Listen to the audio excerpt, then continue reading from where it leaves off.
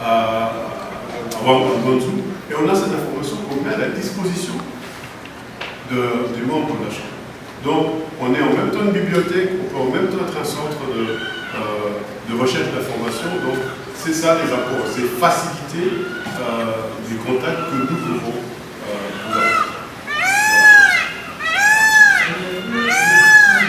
C'est cette structuration sur laquelle nous sommes en train de travailler au quotidien. Faire des plaidoyers qu'il faut pour pouvoir améliorer les conditions de travail de ceux qui sont dans le secteur de la transformation, de la production et dans leur encadrement, pour avoir de l'amélioration dans leur rendement en termes de production, va permettre à ce que l'on puisse faire cet appel d'air et permettre à ce que toutes les personnes qui s'intéressent, à l'occurrence les femmes, parce qu'elles sont les plus actives dans le secteur, puissent acquérir des techniques avec des formations qui sont dispensées par tous les différents partenariats que nous avons, à travers les outils, à travers les techniques, à travers des connaissances qui, au quotidien, ne sont pas appliquées, mais dès lors que vous les appliquez, vous améliorez votre condition et vos revenus. Et la seconde question, c'est quoi? Donc, même pour que l'intérêt des personnes puisse aller dans un secteur, il faut aussi que cette activité soit porteuse. Au jour d'aujourd'hui, la meilleure technique maîtrisée au Congo central, c'est de faire le charbon. Parce que ça rapporte de l'argent tout de suite et on avance. Mais s'il faut faire le cacao, l'EVA, il faut attendre 5 ans pour que l'arbre soit prêt. Et voilà. C'est en ayant une activité soutenue et en ayant des acteurs qui sont là en train de faire tourner ce marché, que l'intérêt même par rapport à l'apprentissage de ces compétences-là et de cette activité va permettre à ce qu'on fasse boule de neige. Donc, ce n'est qu'en faisant tous ces éléments que nous faisons, en organisant des foires, en organisant des forums, que nous allons porter la bonne nouvelle et amener un maximum de personnes à adhérer et à aller dans la même direction que nous, autant que les assignations que nous donnons en tant que Chambre, autant que la vision politique qui est donnée par le gouverneur, par l'État central, qui va permettre à ce que la province se développe. Vous m'excusez si je peux rebondir un peu juste pour éclairer ce que vous voulez dire. Dites-nous, c'est aussi des occasions comme ça qui nous permettent effectivement de donner la chance à ceux qui semblent avoir l'information et qui hésitent d'avancer et de venir vers vous. Qui a une activité, qui a un attrait sur le Congo central, est libre de venir souscrire à être membre et permettre à ce que l'on puisse le porter dans cet élan à pouvoir amener vers l'avant le développement du Congo central. Donc c'est ouvert à tout. C'est que la qualité de membre s'acquiert par les droits de cotisation. C'est important. On n'est pas juste membre. Nous, on ne fait pas le musique. Pas que, même le musique, il faut la. Oui, donc c'est différent. Le musique, c'est bien, mais c'est pour le musique. Nous, c'est une chambre de commerce pour les activités économiques. Le prix d'entrée, c'est de $200 par an pour une PME ou une TPE qui commence. Et puis ça passe à 500 pour les PME déjà qui ont par an, qui peuvent être payés et les 200 et les 500 en 3 tranches. Et puis il y a la catégorie de membres sympathisants, c'est $100 pour être tenu au courant des activités de la Chambre, comment ça se passe. Alors, pour ajouter un petit peu à ce que Serge disait sur votre question sur les 70% des femmes qui sont dans l'agriculture, moi je vous repose une question. Est-ce qu'il est normal que, je dirais, pour ne prendre que la partie de la précolonisation, que 60 ans après, l'image qu'on a de la femme rurale, c'est la femme qui a le bébé, qui a la houe, et qui continue. Et ça se perpétue de mère en fille. Nous, on dit non. 60 ans après, il faut arrêter. Il faut passer à une image je dirais, plus cette agriculture paysanne.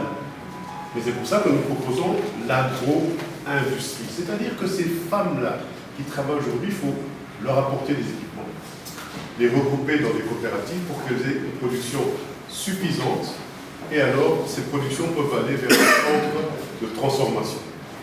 Ainsi, petit à petit, la modernisation va se faire. Parce qu'on sent qu'elles sont énergiques, elles sont engagées, elles se réveillent tôt le matin, mais elles restent prisonnières de cette houe. Il faut passer à la libérer de cette houe pour qu'elles puissent travailler. Nous parlons de la SDECAF. Nous parlons de l'AGOA. La SDECAF, c'est la zone de libre-échange économique d'Afrique. Ça veut dire qu'on va avoir ici des produits, on les a déjà. Quand vous allez dans les magasins, SK et tout ça qu'on aime tous visiter, mais regardez dans les étalages, combien on a de produits congolais. Okay. Mais ces produits-là ne peuvent venir que de la production. Et donc on doit changer le mode de production, le moderniser, prendre l'énergie qu'il y a déjà dans toutes ces femmes, hommes, et ces jeunes qui désirent pour devenir Wewa, c'est toujours un transport, c'est pas comment dire, mauvais, mais il faut se concentrer sur la production. Donc c'est là que nous voulons agir. Oui, mais on n'a pas d'argent. Ça, c'est la mauvaise question. Le Congolais aime se martyriser. On n'a pas d'argent. Mais vous n'avez pas d'argent. Pourquoi? Et c'est une des questions que nous prenons en charge. Vous avez, par exemple, à l'est du pays, des femmes qui ont commencé justement petit.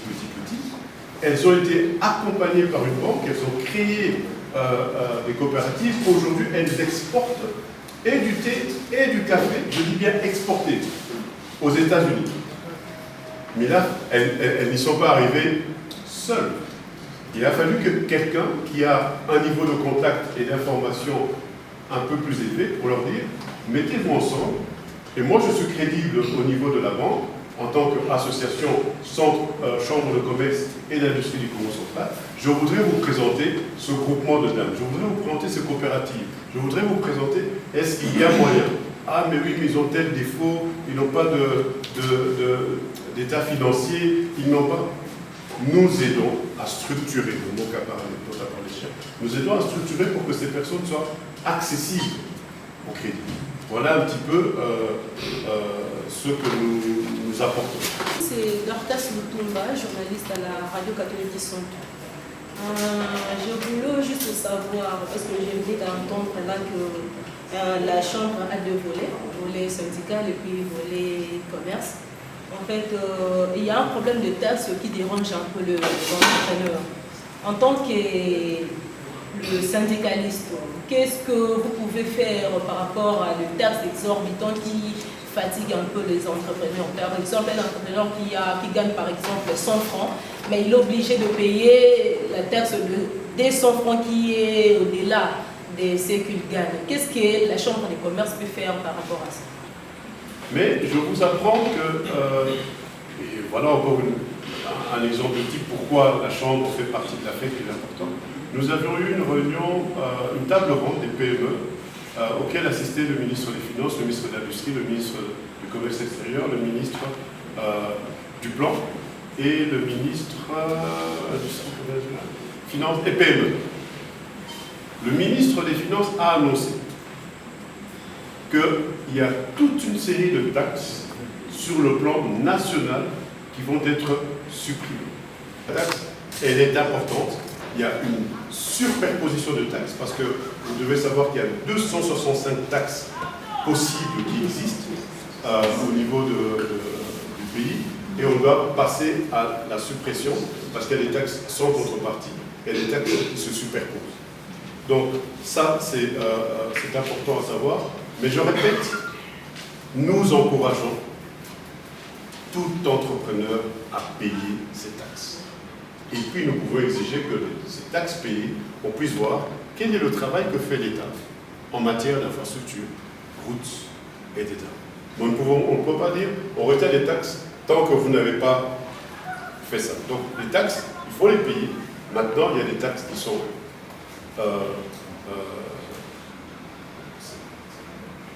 inutiles. Oui, des taxes qui sont inutiles, des taxes, on vous colle une taxe parce que vous passez du Congo central à une autre province, par exemple, celle-là, parce que la répercussion, c'est sur le prix. Moi, je suis commerçant, mon coût de revient, je le calcule par rapport à qu'est-ce que j'ai eu comme charge et qu'est-ce que je peux avoir comme marge dans mon activité. Donc, je vais répercuter, les prix augmentent, et donc les taxes, on y veille. On va prendre encore 2 questions. Eric, je reviendrai vers toi, tu me regardes, mais je prends une question. Oui. Parce qu'en fait, quand on voit ce qui se passe, RDC en général, particulièrement le Congo central, nous sommes la 2e province après les 4 ans dans la réserve minière.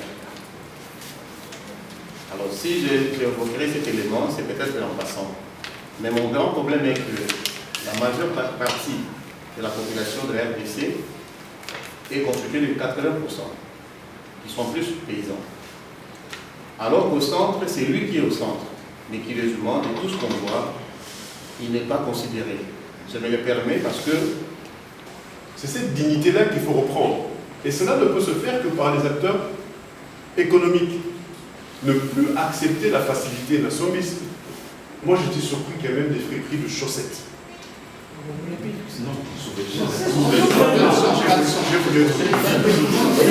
J'ai voulu être pudique parce qu'elle allait peut-être me demander de décrire le sous-vêtement.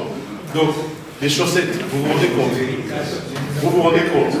Et comment ça se fait qu'il n'y a pas d'opérateurs économiques qui se disent, moi, je vais fabriquer des chaussettes, le cure-dent. Nous l'importons, nous avons du bois. Nous avons même du bois de nos palmiers. Et vous allez être étonné, la machine pour fabriquer des cure-dents ne coûte pas plus de 15 000 $. Et dans tous les gagnants de tabac, vous avez des cure-dents importés. Vous voyez, c'est cette contradiction-là qu'il faut absolument mener. Il peut y avoir des résistances au niveau des paysans, au niveau des villages, mais nous, je pense que l'approche qu'on aura, elle sera différente que l'approche du colon. On va m'en dire oui, et puis on va clôturer. Il y a plusieurs questions. On va m'en dire les bassins intégrés de cette femme. Quand je dis bassin intégré, c'est-à-dire des dents, vous avez tout. Il y a du bois, il y a les habits, il y a les maniocs, il y a tout. Et depuis tout le temps. Et on est là, on regarde. Et les femmes se sont écroulées. Aujourd'hui, celle qui a peut-être 50 ans, quand vous la voyez, c'est comme si elle a 80 ans. Donc une image pratiquement qui reflète notre niveau à nous tous.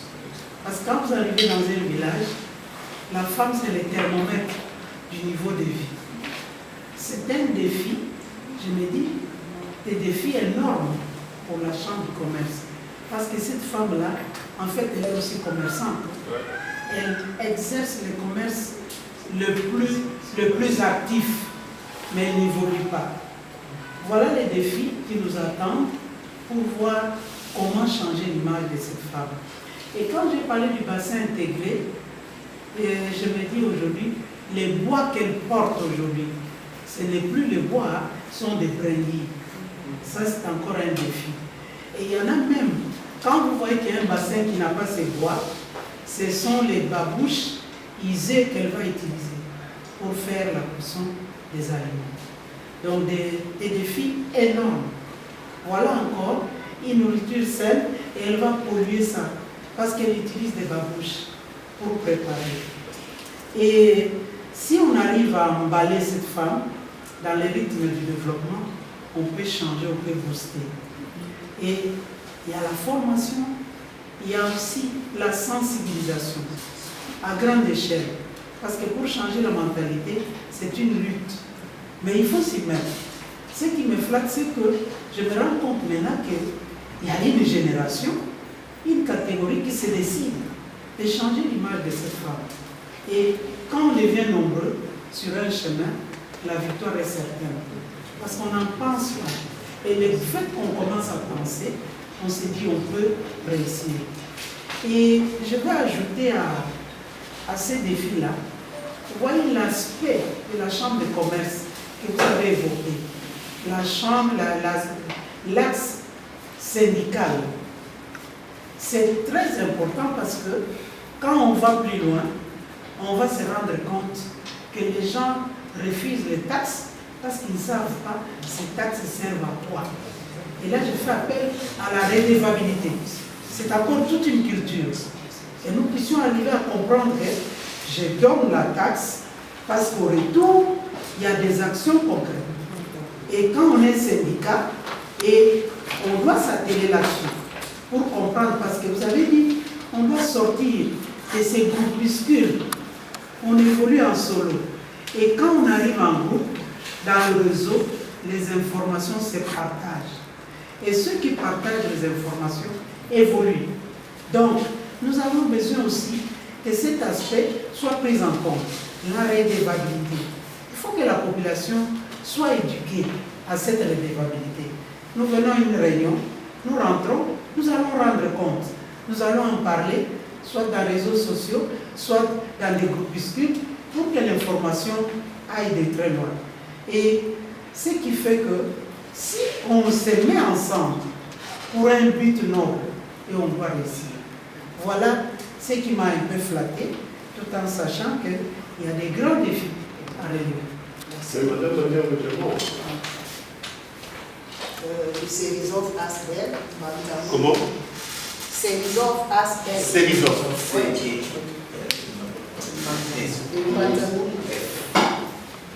Je vous remercie pour la parole. Je voulais encore revenir à un point sur lequel on a déjà parlé, mais je voulais parler de ça sous forme de recommandations. Il est vrai que le climat des affaires en RDC fait toujours peur aux jeunes, fait toujours peur aux femmes. Il y a beaucoup de femmes, beaucoup de jeunes qui veulent bien se lancer dans le domaine du business, mais ils sont toujours effrayés par ce climat des affaires. C'est vraiment considéré comme un boulot d'étranglement qui freine les jeunes à se lancer aux affaires. Alors, je voudrais qu'à ce forum, en profite pour vraiment parler de ça, qu'il y ait, si je peux dire, des exposés attractifs pour aider, pour attirer les jeunes à se lancer dans les affaires. Par rapport à par rapport à la participation de la masse paysanne, de la maman qui vit vraiment au village, parce que nous le savons bien que l'industrialisation, quand les choses deviennent très haut, sans pourtant à considérer les gens qui sont à la base, ces gens qui sont à la base sont à défavoriser. Et j'aimerais aussi, dans ce sens-là, pour le mettre dans le même panier, qu'ils soient invités, même par les biais de leurs représentants, qui sont les mouvements paysans provinciaux. J'avais à formuler comme recommandation. Merci beaucoup. Cette couche-là, un livret qui va reprendre tout ce qui est appelé à être payé en termes de taxes et impôts sur cette tranche-là. Tout ce qui est patenté, des trucs très basiques.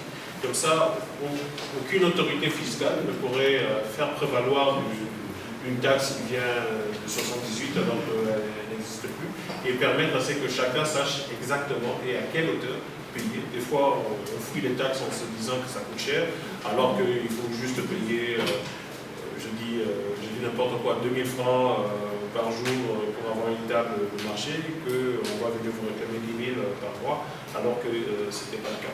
Donc, sur cette dimension-là, en tant qu'entité structurante et syndicale, on va pouvoir mettre à disposition ce livret-là avec ce financement-là, et qui va permettre à ce que l'entrepreneuriat puisse être doté d'outils utiles et à pouvoir travailler dans l'agriculture. C'est la Merci précision beaucoup. que je voulais vraiment. Je vous en prie. Directeur du centre médical Congo, initiateur des établissements Infomap Global Business. J'avais une question, mais je vais partir d'un fait. C'est le phénomène d'injustice dans les taxes. Nous avons cette volonté-là de payer les taxes, comme le président dit que la Chambre encourage de payer les taxes.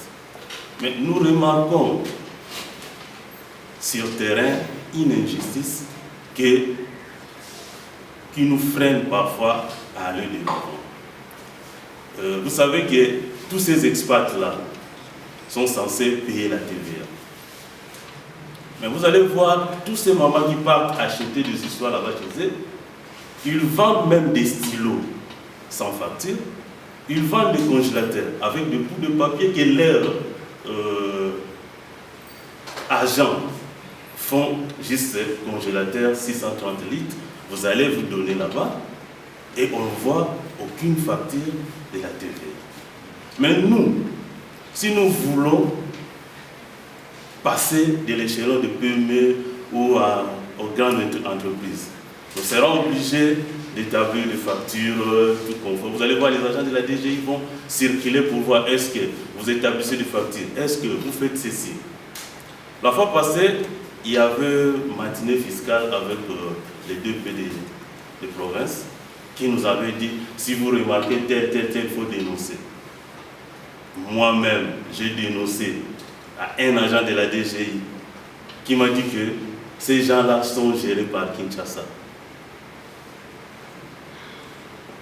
Donc cela veut dire que la province n'a pas le droit de contrôler ces expats-là.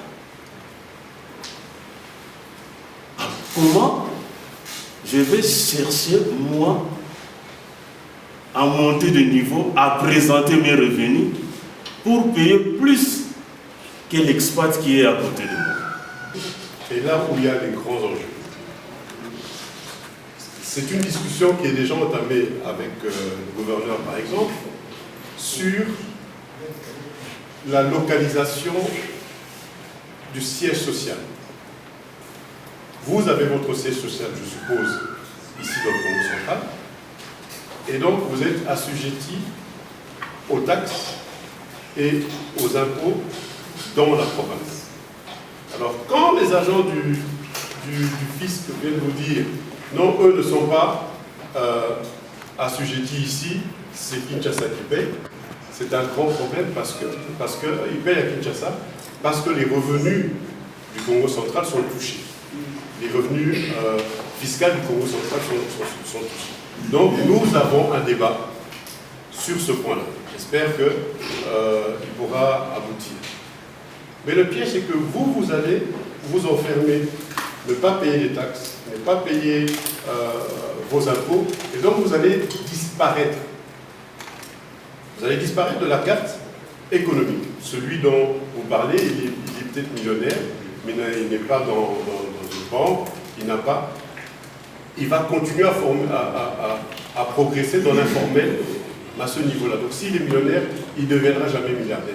Parce qu'il faut savoir que pour passer à une autre échelle, vous avez besoin de financement. On ne peut pas éternellement évoluer sur fonds propres.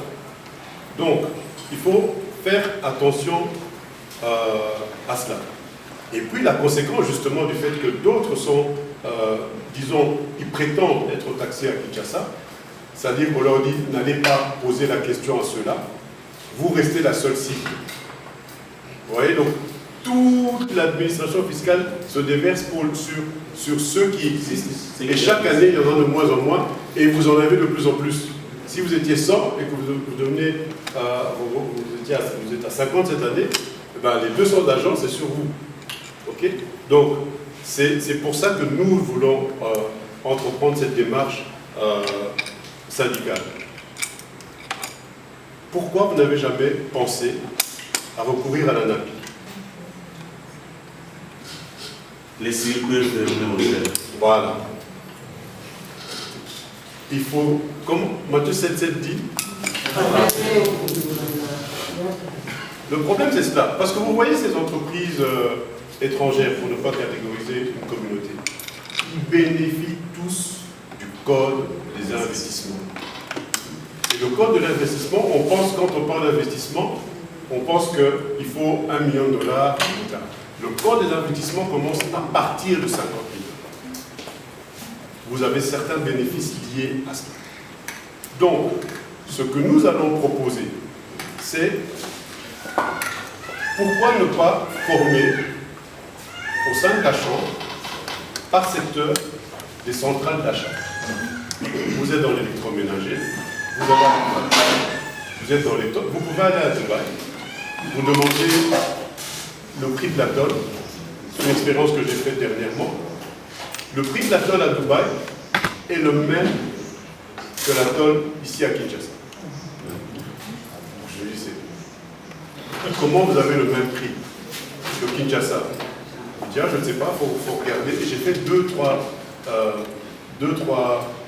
magasins, c'était le même résultat. Mais c'est parce que la réponse est claire. Quand Maman Mandiangou, le frère ici, vous apportez, vous y allez seul. Vous allez acheter 300 tonnes. Mais ensemble, vous pouvez acheter 10 000 tonnes. Du coup, votre prix d'achat baisse. C'est pas de dire, mais regardez, quand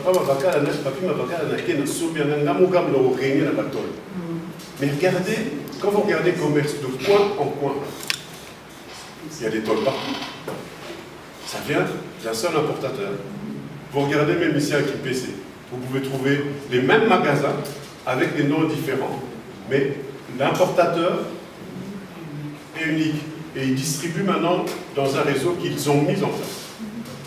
C'est vers cette intelligence-là qu'il faut aller pour être plus fort. Parce que si vous justifiez que vous avez une importation importante et que vous dites que ça va créer de l'emploi, ça va permettre de payer des taxes, ce sont les seules conditions qu'il faut pour que l'ANAPI vous accorde une exonération partielle sur les droits de douane et une exonération partielle sur les impôts. Donc l'impôt à 30% que vous deviez payer, vous n'allez plus la payer que peut-être à 20% selon l'importance. Mais c'est ça que eux obtiennent. Et du coup, leurs prix sont plus bas. Oui?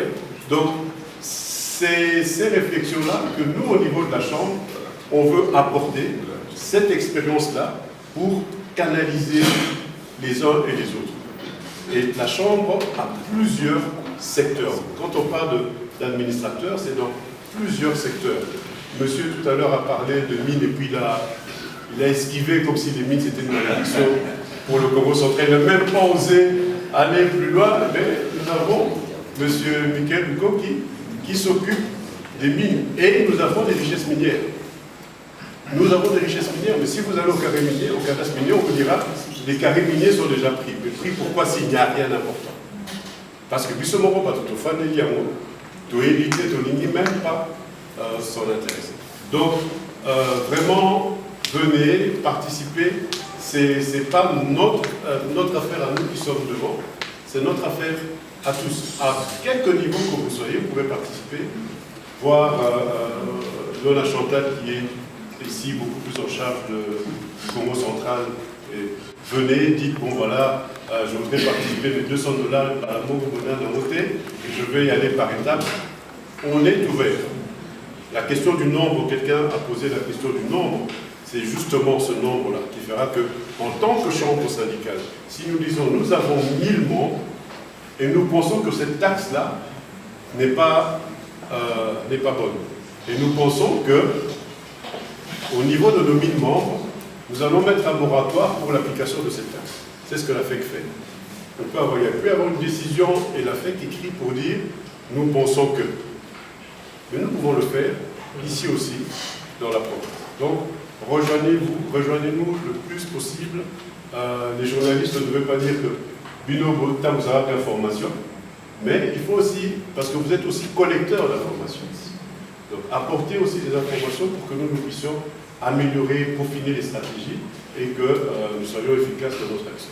Je voudrais dire un grand merci à chacun de vous qui êtes venu cet après-midi de dimanche répondre à notre invitation.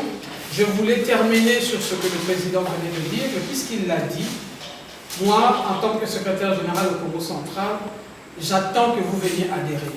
Comme vous l'avez compris, la Chambre de commerce est forte par ses membres.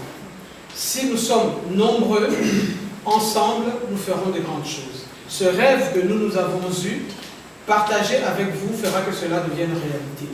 Donc l'invitation que nous vous lançons, c'est de pouvoir participer au forum Kimvwama 2022, mais aussi c'est de devenir membre de la Chambre.